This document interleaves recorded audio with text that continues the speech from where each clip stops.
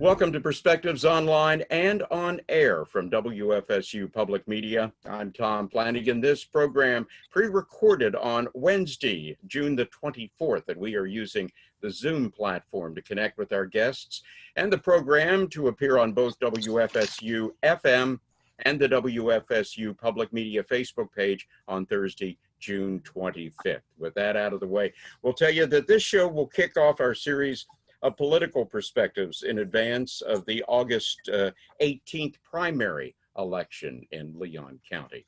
And over the course of the next several weeks, we're going to be talking with candidates who are vying for several offices, including Leon County Commission, Tallahassee City Commission, the Leon District School Board, and a regional office for the Public Defender of the Second Judicial Circuit. That's all coming up ahead. Our initial contest will be decided by the August 18th primary because there are two candidates, both are Democrats. There is a sitting incumbent and a challenger, and the office is for Leon County Sheriff. We're going to give each candidate a few minutes to introduce themselves, talk a bit about their background, and also to tell us what they consider to be the unique qualities that make them the preferred person to do the job. And after that, we'll get into some more specific issues regarding law enforcement and philosophy and such. Their reactions to current concerns regarding policing and proposals each may have for the Leon County Sheriff's Department and the functions that department performs will also be part of the discussion, I would dare say. In advance of the program, we did hold a random drawing for who will start us off. And the name that came up was Walt McNeil. And sir, thank you for joining us. Please tell us about your background and qualifications for the job of sheriff. And then we'll ask Mr. Mills to do the same. Mr. McNeil. Thank you, and appreciate the opportunity to come back on WFSU radio and television. Let me tell you, I am delighted to serve as your sheriff for the last 3 years, almost 4 now. Prior to that, obviously, many of you know that I served as the police chief of the city of Tallahassee. And I've served not only here in our community, but I've served at the state level and at the federal level and internationally. I can tell you that one of the fondest things I can remember doing is serving in the Obama administration as a consultant to Homeland Security and consultant with respect to working with Vice President Biden on issues after Ferguson erupted in our country and looked at police reform. One of the things that I'm also very happy about is I've led the way in terms of wrongful convictions, which is something that I champion as the president of the International Association of Chiefs of Police, and also looked at prison reform and reentry, trying to make sure, one, we didn't arrest people who shouldn't be arrested, and then secondly, to deal with the overpopulation and perhaps the overrepresentation of African Americans in the criminal justice system, prisons specifically. And I've led champion those causes for a number of years. But here locally, obviously, I'm proud of the fact for the first time in 5 years, we've got the crime rate down, and we're no longer the #1 county in the state of Florida for crime. And I'm really proud of the men and women of the Leon County Sheriff's Office and our colleagues around this community who helped make that a reality. Thank you, and I hope that the citizens out there will vote Walt McNeil back in as your sheriff of Leon County. Thank you, Tom. Thank you. Thank you, sir. And Mr. Mills, you get the same opportunity, sir. Thank you. Also, I want to thank WFSU for this opportunity to come before you and before the citizens of Leon County. I'm a native of Tallahassee. I've been married to my bride, Kim, 42 years. I have one grandson. He lives here. Lifelong registered Democrat, 38 years of law enforcement. I started off with the Florida Highway Patrol as an auxiliary trooper. I'm retired from the Leon County Sheriff's Office. I work with the Gaston County Sheriff's Office as a major in charge of criminal investigations, court services, internal affairs, the reserves, and citizens on patrol. I'm running for sheriff because our county is in crisis. Public safety is an all-time at a low, and crime is still egregious. Leon County, the last 5 years, highest crime rate. You know, you get 2 years, it's a trend, and 5 years, it's a culture. I'm certified by the state for many years to run a community that's in crisis. why should you vote for me? Because I have a plan, and my plan will work. And it's about fighting crime from the front line, not from the office, not from a remote location, because I have a proven record of getting the job done. There's no quit in me. I'll fight for you to make sure that you're safe, your children are safe, that we have a safe community for all. Some time ago in the Tallahassee Democrat, one of my majors called me no nonsense. That's still part of me today. I'm no nonsense. My sheriff at that time, Larry Campbell, said that he called me a ramrod. That's a person that'll get the job done.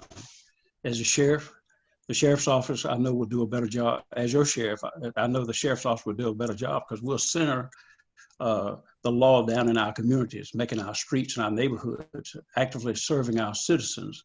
Our community gets stronger, then our county gets stronger, and then Tallahassee, Leon County becomes a better place for all of us to live. My number one goal is to restore public safety and public trust, to remove dangerous criminals off our streets, to bring hope back to our neighborhoods, and to improve the relationship between law enforcement and our communities here in Leon County. I know we can do a better job. The last 3 years, we've had, besides the crime rate being egregious, the last 3 years, our homicide rate have been the highest we've ever had for the last 3 years. So it's time for change. Thank you, Mr. Mills. Appreciate that. Mr. McNeil, if we can get into probably the issue that is certainly taking up a huge amount of media oxygen right now, which is the possible rethinking of the entire approach to policing on the heels of a number of very highly publicized and criticized incidents involving police shooting suspects in the line of duty. Now, here in Leon County, it's primarily been the Tallahassee Police Department that's been kind of in the forefront here of taking the hit on that, but certainly the Sheriff's Department is part and parcel of our overall response to criminal justice situations in this town.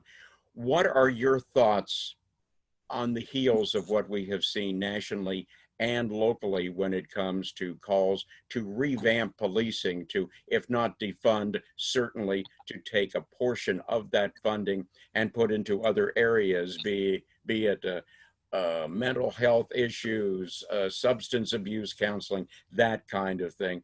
And how would that impact the Leon County Sheriff's Department if you continue to be in charge of it?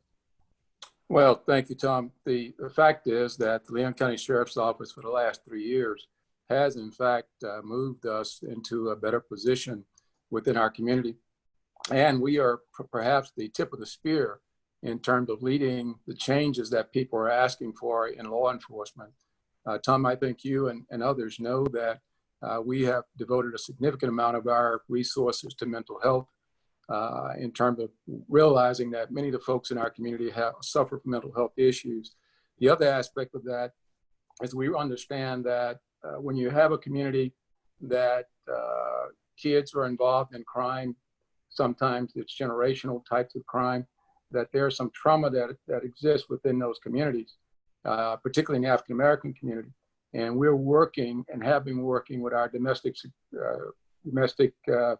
unit and with our school resource deputies to make sure that when we find trauma in our community that we start to address. We have a process now linked with the school system where we identify children, parents, and then we try to reach out and have some impacts. I think what you're saying with the defund me effort is not actually asking to defund the police. They're basically saying, how can we use resources differently? And I think if you watch and see what we're doing in the Leon County Sheriff's Office, we're making tremendous strides. We have a portal of reentry for our detention facility. We're also working with the state in terms of there are some 2,000 persons who come back in our community from prison every year. And so we've established a reentry portal where we work with those persons. We've created jobs. The county has agreed that they will give every person that comes through our portal, the county will have a job waiting for that person. So working with TCC, Lively, and we're working to put those dollars to work for our community. And we understand that locking people up isn't the answer. There are so many social issues that go unaddressed in our community that we're working to try to get partners to work with us on so that we can both reduce the number opportunities for people being involved in crime because of the circumstance they find themselves in, and also at the same time stand up a robust law enforcement component that gets the right people off the road so that we don't have that continuing process. Also, Tom, we're working with our partners across this community, that other law enforcement partners. We're shutting the door on those persons coming from Mexico up through Atlanta into Tallahassee in the drug trade. We're slamming that door shut, and that's going to also impact us heavily in terms of our reduction of crime in our community, drug use, and violence on the streets of Tallahassee, Leon County. Your thoughts along the same line, Mr. Mills, for folks who are calling for a major revamp of law enforcement, which potentially could include the Leon County Sheriff's Department? Well, it starts at the top, and what people across the nation are crying for is accountability. Are we going to hold officers accountable? And it starts with leadership, because leadership really matters. When we're clear up front, have clear policy, a clear vision as to where we're going, then it makes it easier on them. I know when I was hired at the sheriff's office, every day I went to work, I came to work with a clear mind. I was told by Sheriff Boone that, look, if you make a mistake, we'll learn, we'll grow from it. But if you lie to me, you don't have a job. If you do something maliciously and violate policy, you don't have a job. So I knew that up front. He was very clear. Then we had leaders that was out in the community or in our various areas that demonstrated that, what they would accept and what they would accept. And what they would not accept is any actions that negatively impact our community or impact our community as a whole. And I agree with what was said, that sometimes the defunding is how do we get the police or the sheriff back to the table? Because here, when you start talking about removing money from them, then all of a sudden, that'll bring them back to the table. I don't think people want to really defund the sheriff's office or defund the police department, but they do want them to get back to the table. They do want to see some reform. They do want to see officers in the community doing their job, not targeting people, but actually doing their job. And we talk a lot about policing, but our fundamental duty is to serve mankind and to safeguard lives and property. So policing is the last thing we do. And when we make that up front, then it's problematic within itself, because we're not there to tell people exactly what to do, but we're there to lead an example. Someone said a long time ago, and law enforcement visitors are smarter than me, that law enforcement is actually a schoolmaster. We're actually out in the streets. We're actually leading the way and showing people that there's a better way. Before they go to school, who do they see first?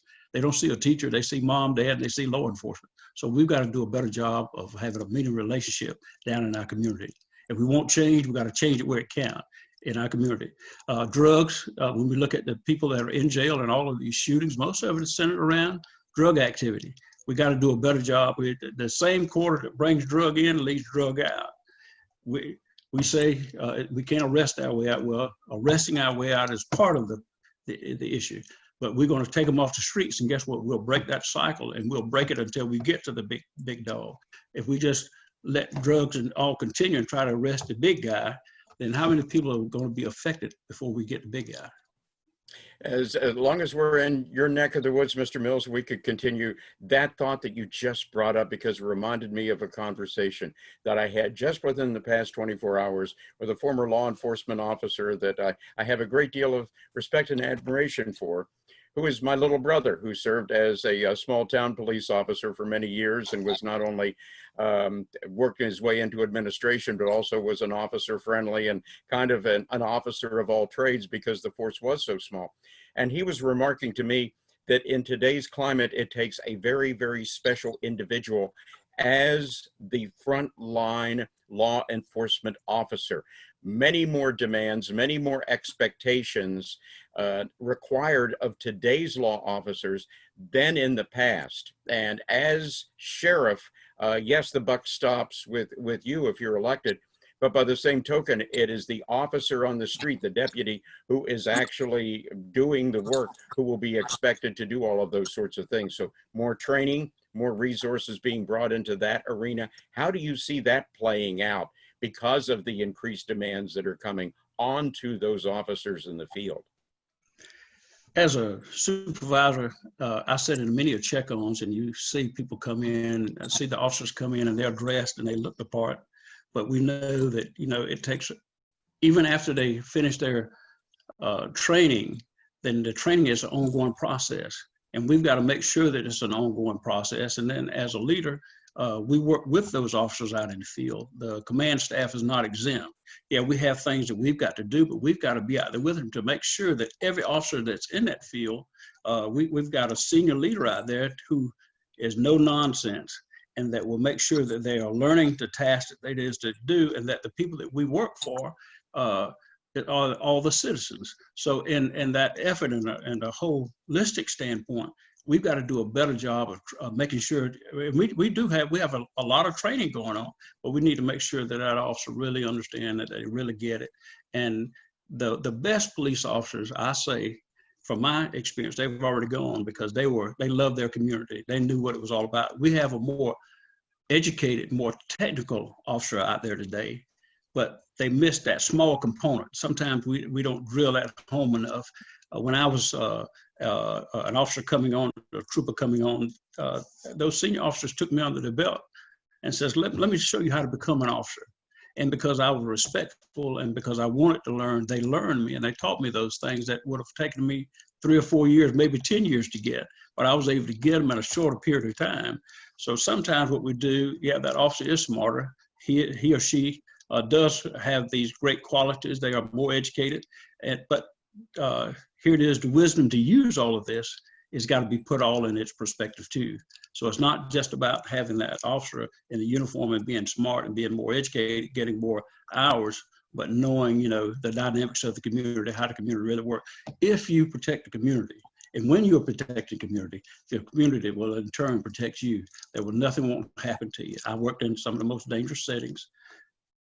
People that got into me and gave me the information that I needed to prevent an officer from being killed or civilians from being killed, simply because I understood that I worked for them and that it was a two-way street. Mr. McNeil, thoughts you may have on training, recruitment, directing the deputies in the field?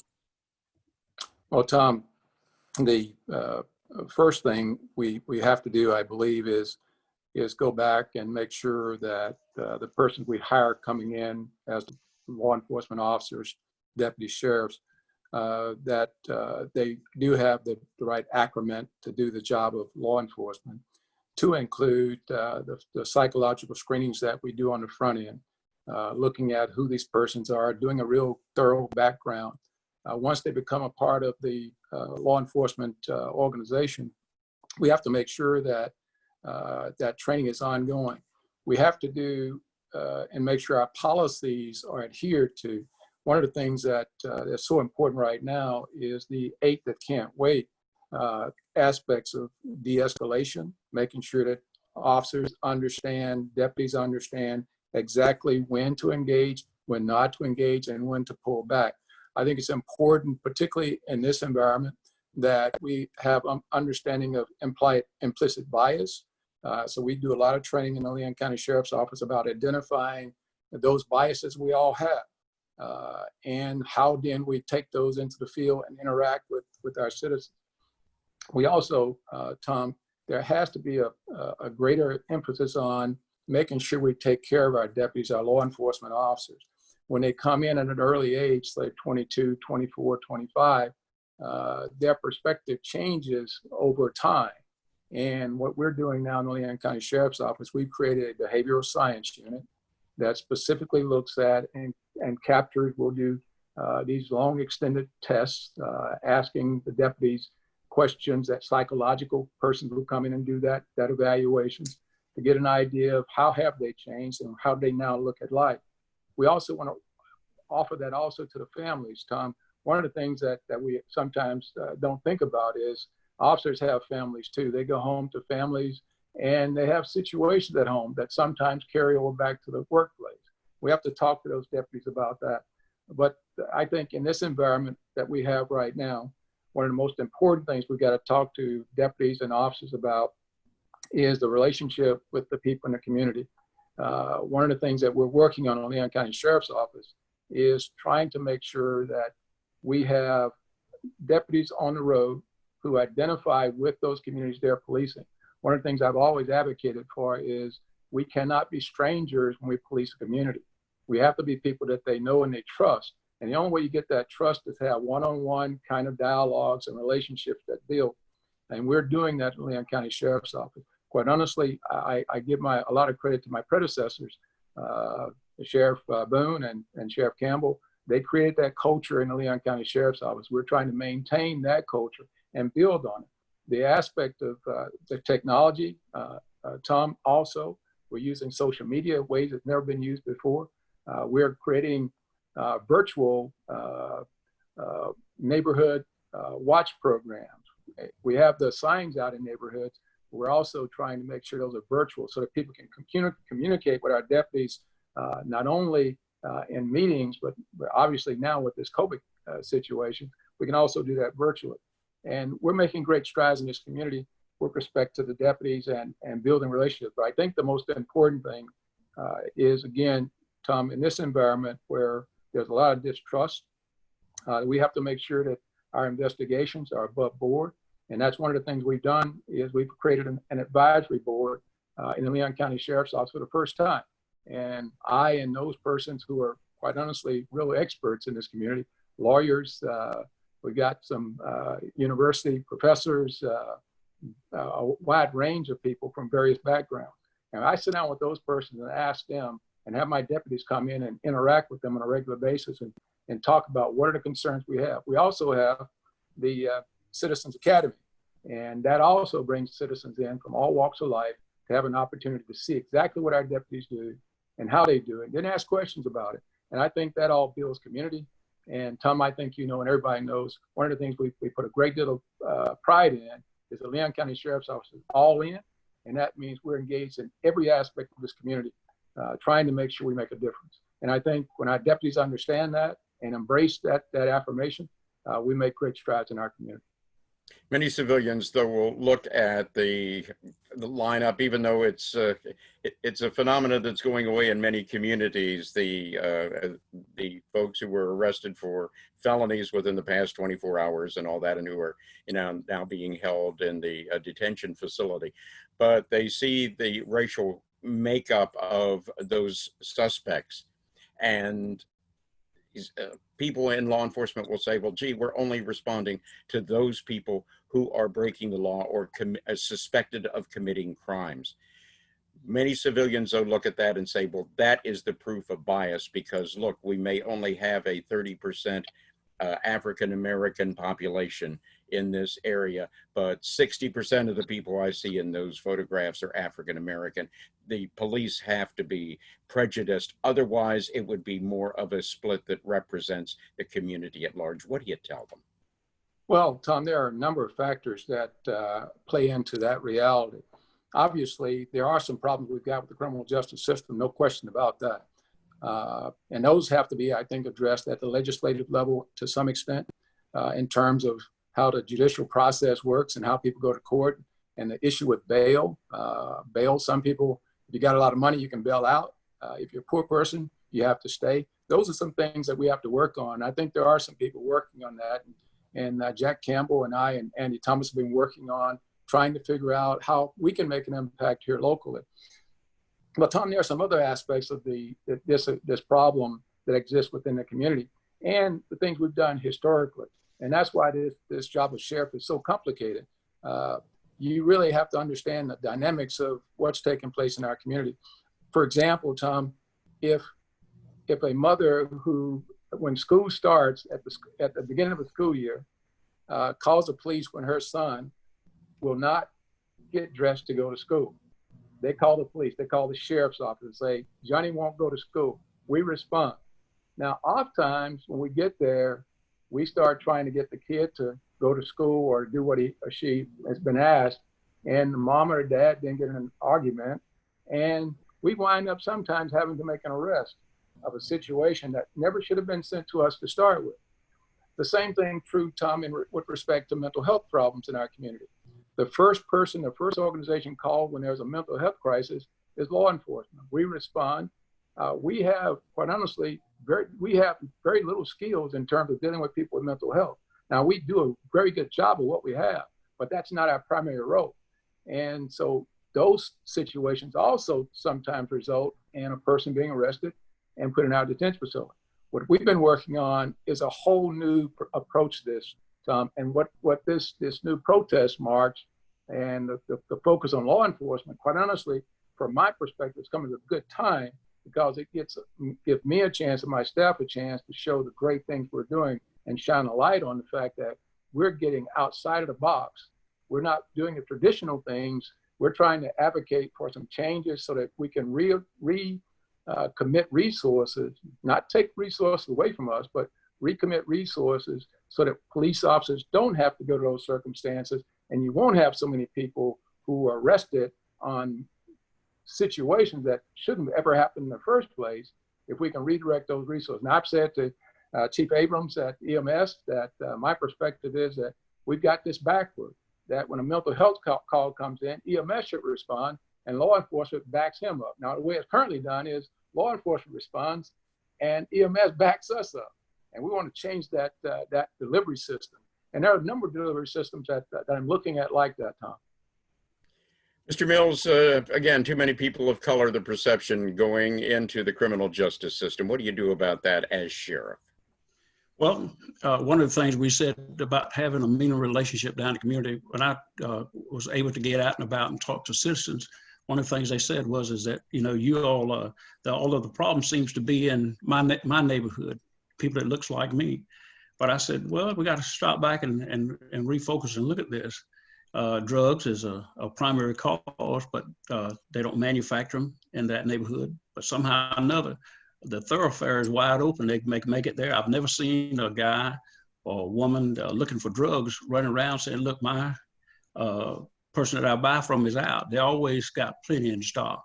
So until we get to the seed and to the root of the problem, then we can stop all of this, because a lot of times the calls that the sheriff mentioned, some of them are predicated on drug use and other things that are in the community. But by having that meaningful relationship in the community, we can stop some of those things. And we really got to do a better job on shutting the door on drugs and its use, and having a mean relationship, meaning like helping those individuals that are down in the community before they get into trouble to be able to get a job, being able to work with the school system as working with those individuals who are contemplating dropping out. Why are they dropping out? They're dropping out because there's another avenue they can use to, we tell them you got to wait 30 years to get a good job, and then you'll be able to obtain these things. And they're seeing their peers walking around with driving a brand new BMW or Mercedes and pocket full of money and all of that. So we don't talk about high school dropouts anymore, because it really almost taken a back seat, because they're dropping out now as early as junior high. So middle school. So we've got to really focus on how do we change the dynamics of what's happening in those communities in order to be able to better serve them and to make things better for them. And how do we do that? We do that through leadership. The officer does have a dynamic job and a dynamic role in the community. When we understand what's happening in the community and we get down there, we can prevent those things from occurring. But if we get a call, guess what? We got to respond. What does it warrant? Sheriff just pointed out some of them are mental ill issues. Sadly, a lot of venues that used to serve the mental ills is not there, so the jail becomes a holding cell for them. And but we got to do it, even when they come to jail now, we got to do a better job of meeting their need. And then when they go back out in the community, we've got to work with Appalachia and others to make sure that they're not lost and they're not dropped. Because if they can't get the medication, guess what they can do? They can self-medicate. Drugs now are cheaper, and they'll self-medicate, but it doesn't do them any good and doesn't do the community any good. That's the challenger for Leon County Sheriff, Tommy Mills. We're also hearing from the incumbent, Walt McNeil, on this, the first in our series of virtual political perspectives from WFSU Public Media, both online and on air. Some dates to keep in mind for the upcoming primary election in Leon County. The deadline for voter registration is July 20th. Early voting is going to start on August 3rd. and it will continue through the 16th of the month. Early voting locations and times and all that are posted on the Supervisor of Elections website. Primary election day is August 18th, and that is the election that will decide the Leon County Sheriff's race, because the two contenders are both Democrats, and they'll be facing off in that matchup. Mr. McNeil, let's go back kind of to the root of the problem, at least for so many of the law enforcement issues in Leon County, and that is youth crime, specifically little kids with big guns. It seems to be a perennial issue that is perceptually getting worse in this area. What do you do? How do you intercept that before the little kids become adult criminals? Well, thank you, Tom. One of the things that we recognize in our community is that we have a disproportionate number of African Americans living at or below the poverty level. And anytime you find yourself in those kind of circumstances, you're going to find kids who are sort of locked out of the system. And there are kids who are dropping out of school and aren't able to get into the flow of the American dream. And when it happens, people give up. And what we have to do, and what we are doing in the Leon County Sheriff's Office, is finding those communities, finding those families, and working with the families, identifying what the root causes are from their perspective, and then sitting down and trying to work with those individually, to the extent that we can garner some of the social service organizations in our community and working with those. And I can tell you, we're probably working with 30 or more social service organizations, specifically with kids in our community. We then have initiatives that we call, one is called Back on Track, where we identify kids from the Department of Juvenile Justice that we work with. We bring those kids in, we set those kids down. Our deputies and I, on some occasions, sit down with these kids and we talk about what are the things that you believe about law enforcement. And then we talk about and share with the kid, here's who I am. This is what my life looks like. Just to make us human and to see that kid from a human perspective. We're making tremendous inroads with respect to that. As I spoke earlier, Tom, we understand that in many instances, these kids are, if you think about this, if kids are in communities where they're seeing shootings on a regular basis, and they're seeing police on a regular basis in their community policing, that creates some degree of anxiety, stress, and creates what we call trauma. And what we're working on in the Leon County Sheriff's Office is trying to identify those kids and those families, again, working with our domestic partners on domestic violence in our community, trying to make sure we match those children up with the services we have in our community and our deputies working with them. I'm happy to say that we've got a really good relationship with the Leon County school system. We've got a contract right now that we're working on to bring in some counselors to sit down and work with these children identified by the school system. We also did a survey of the children themselves and asked, what are the things that you think you need? What are the things that are missing in your life that will make you more vibrant, more engaging in school? And we're getting that information back, and now we're going to sit down and see if we can't match the needs that the kids talk about for the social services of our community, so we can get those kids in the right place. Now, the other piece of that, Tom, is I mentioned to you that drugs play a big role. We understand that those cartels in Mexico are shipping their drugs up through Atlanta, through the South Georgia, into the Big Bend. I met with the sheriffs of Georgia all across our border, had a meeting with our federal partners and with our sheriffs in this region. We've now set up what we call a high density drug trafficking area, a HIDTA, which means we get federal dollars coming in specifically to deal with those drug cartels that are trying to get in our community. And I can tell you what, in the last 3 years, we drove the crime down by 32%. We get this HIDTA going, we get our partnerships going. We're going to continue to drive that crime down and shut that door on the cartel that's been coming up through Georgia into Leon County. Nobody even talked about that until I became sheriff. I identified it. We went to work on it. We're going to continue to work on it because that has an impact on those children as well, Tom. How do you handle the situation as sheriff, Mr. Mills?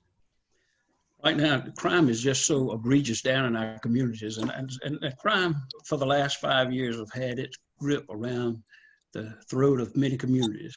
We've got to do something about this crime that's down in our community because our kids witness it. The trauma they go through, the turmoil. Our kids have witnessed things that we, as a person my age, never witnessed before.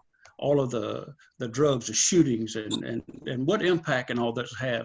It's sad for many years, and more than even 5 years, our kids have been telling us, look, we're living in a crime-infested community. It's dangerous down here. You got to have a gun to go out to play. You got to have a gun to go on a date. That's problematic. We can meet, and unlike the sheriff says he's going to bring them in, but I want to meet them where they are and then deal with it right there. But we've got to do something about crime, and we do that by doing it from the front line, not from the office, not from some remote location. And Lord knows we've had plenty of meetings in this town, state, local, municipality. They've met, they've talked about it, and nothing has gotten done. Nothing. We need a leader that will not just only talk about it, but go down in the streets and stay there until it's fixed. If we don't do that, we're never going to fix it. I heard the chief says, I'm answering so many calls, I don't have time to do community policing. Well, if we can't do community policing, we can't fix our community. We got to make time for community policing, because that's really what it's all about, because who we're trying to reach. We want to reach everybody, but we definitely want to reach the youth. I said earlier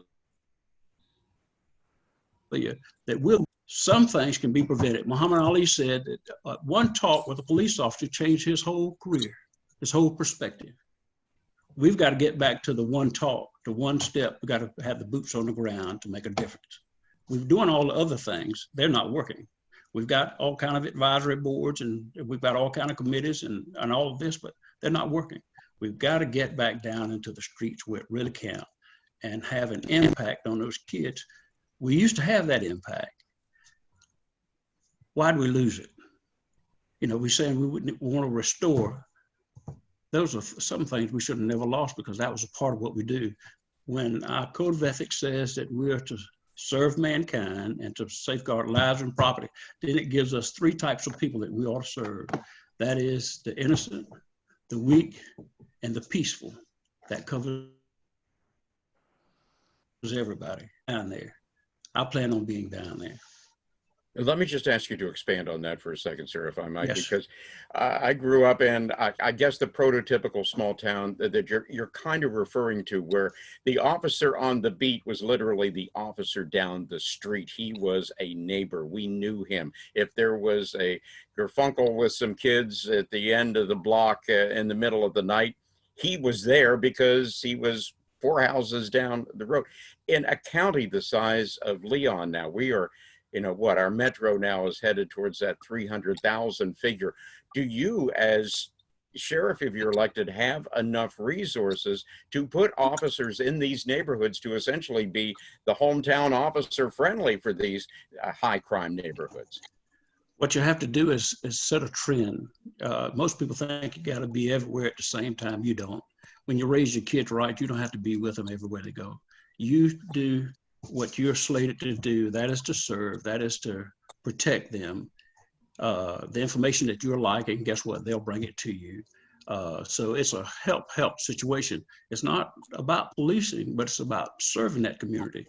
The greater service we provide to that community, the greater in returns the information we're going to get before things blow up. So no, we can't go back to being like we used to be, but we can do a better job of serving and being available. When someone says that we're answering so many calls that we don't have time for community policing, I say, look, you just identified the problem. You're getting too many calls because you're not where you need to be. If we're out of the community, yeah, they're going to call us back into the community. If we're in the community, guess what? We can answer those calls. Somebody says, I'm not going to have to call Tommy because I know he's going to be down here one day this week, so I'll be able to see him. So we can short circuit a lot of that by getting back and doing what it is we're supposed to do. And every officer that works in the community, he's got a supervisor, and he's got a supervisor. What the officer can't do, the other supervisor can't do, the other supervisor can do. I dare say we got officers that work communities. They don't know who runs the store, who's in charge of the store, who's in charge of the bank down the street, or none of that, because they're busy policing. They're busy doing their job. Your job is to know who it is that you're policing and know who it is you're serving, because guess what? In return, they're going to help you to do a better job.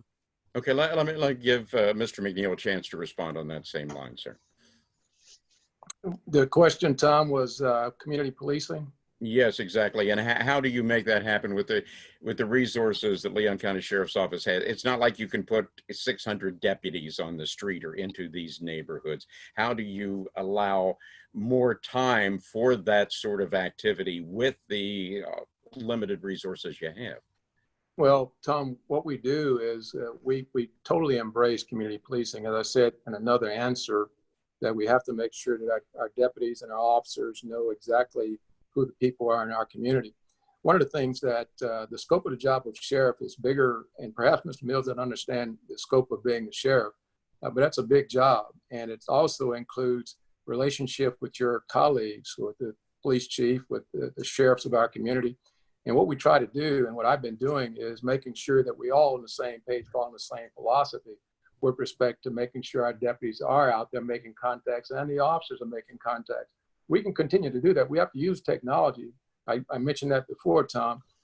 We have to make sure that it's a part of our DNA to make sure that our deputies are out there in the field interacting with citizens, that I'm out there and primarily out there with all the various constituents that make up our community, but focused on trying to make sure we're all working toward the same goals. That's why it's so important that the sheriff have a plan, an articulable plan, one you can articulate to the citizen, and they will understand exactly what you're trying to do, and then try to make sure we get people to coalesce around that vision. Tom, I think you're aware of our all-in initiative, and that initiative basically tries to focus on the problems we see in our community, making sure that our deputies understand what the problems are. And then we have various organizational meetings, going to those meetings on a regular basis. I remember, Tom, just a few months ago, we had a community that horses were being killed in Polk County. And they believe, I had heard that those same folks are coming to Tallahassee, Leon County to kill horses. We put our people out there. We got to know the folks who are in those communities, the horse community. That's what we have to do. Every community out there has a right to see their deputies, their police officers, but I don't see it simply as the sheriff's office alone. I see it as all of our law enforcement partners working together, FDLE, Florida Highway Patrol, all of us working together, making sure that we're sharing information about what's taking place in our community. And then if one's not there, the other one can be in and fill the gap. That's what we're doing. Let me digress a minute, Tom, because there's a lie that continues to be told, and that is that for 5 straight years, our crime is going up. Tom, the last 3 years, our crime has gone down. This past year by 17%. I know that doesn't play well for Mr. Mills' campaign, but the truth is a truth. And you can't keep telling those lies expecting people to believe that. One of the things about being sheriff is you have to tell the truth. You're gonna have all kinds of situations where you can manipulate numbers and you can say this or that, but the people of this community expect you to tell the truth about what's going on in our community. And that's what I will do if I continue to be your sheriff. Okay, the name check puts it back in your court, Mr. Mills, for a response. Yes, sir. And I'm glad that he said that, because I believe that those numbers, you can make numbers say what you want to say. What I would say to him is that public safety is priority in my regard, because if I can bring public safety up, the numbers will go down. Because we're not running a financial institution. So it's not about the numbers. I'm not trying to drive the numbers down. I'm trying to make sure that the citizens of Leon County is safe. That's not a lie. That's documented. The highest crime rate these last 5 years. You can say what you want. It's still egregious. If it's egregious, it's egregious. Even if they're coming down, if it's still egregious, we're supposed to have moved up 2 spots. 5 years is the highest crime rate. That means we were at the bottom. So we moved up. Guess where we're at still? At the bottom. So nothing to hang your hat on. It's good we moved up to, but we need to be further along than that, because public safety, if crime is high, public safety is down. We got to turn it around. We got to work on public safety, not numbers. and we can't do it from the office. All right. One of the few moments that we have remaining here, we didn't get into, certainly it's a major bailiwick for the sheriff's office, is this process serving and all of these other ancillary duties that you have, as well as watching the safety for the people who are in the detention facility. And while we're with you, Mr. Mills, again, in the age of COVID-19, how do you make sure that the folks who are being held in that detention facility are safe and not subject to infection, as we're seeing in so many lockups around Florida right now? Well, one of the things is that the facility in which we have, even though it's an older facility, it was built with a lot of things in mind. I was part of that process, and its HVAC system and its purification system. It's a city within itself, and it's about housing a whole bunch of people. I remember being there working when STARS came out. It's about sanitation. It's about cleanliness. It's about doing all that you can to make sure that whenever you got that many people in that tight of a building, and it's a large building, but still you got a lot of people there. Sanitation is paramount. The only thing we can do, and one of the things we'll do is any situation, any incident, any disaster, or any catastrophe that happens around this country, we'll always, from a law enforcement standpoint, bring it back to our region for training. So what do we do in the future to make sure that we prepare for the pandemic? When I was in Gaston County, being in Gaston County, having the Rural County Summit, we brought all of those people down that dealt with Ferguson, that dealt with this. We'll bring people down that dealt with the pandemic in New York. And then we learn from them, their failures to be prepared, and what they had done to prepare, and how are they going to better prepare themselves. And then we learn from them. So with the sheriff's office, it's an ongoing training. It's how do we become better at things that happen, because it's at somebody else's door today. It could be at ours tomorrow. So it's an ongoing training. We're always training to make sure that this community is safe and not caught off guard. So whether it be fires that's burning in California, we brought those down, and they've talked to us because it could happen here. So we need to be better prepared and how to do those things. The only thing we can do per se now is when our pandemic is make sure that, because of the pandemic and because it's an unseen enemy, make sure you got enough sanitizers, make sure you got masks, you'll look at your stock there and you'll restock things to make sure. But your jail, they always, they've got their own, what I want to say, way of keeping up inventory on things that they need. Now we'll just include more masks, more sanitizer, and what the jail does, they do a better sanitizing, I think, more so than anybody in this town. It's an old jail, but it's clean. All right, thank you, sir. Mr. McNeil, your thoughts on it? You had a COVID-19 scare the other day, I understand. Yes, we did, Tom. We stopped it at the door, as our protocol that we set up is working tremendously well. And our staff at the detention facility are doing a tremendously great job of making sure that they take care of the persons there. One of the things we talk about is care, custody, and control. And I'm proud to say that we've done a tremendously great job. So as it relates to COVID, I think that's the gist of your question, is about COVID. And again, my staff's doing a great job. So let me digress, Tom. Back to the issue of, the crime report isn't something I make up. Mr. Mills cites some parts of the crime report. He says that it's the third. Well, that comes from the UCR report. That's the same report. You can't take pieces of it and say, this is a third, and then you won't take the other piece that says for the last 3 years, crime is down by 32%. What it basically speaks to is the great job I did with respect to how high the crime has been in Leon County. Over those 7 years prior to my getting there, crime was at epidemic levels.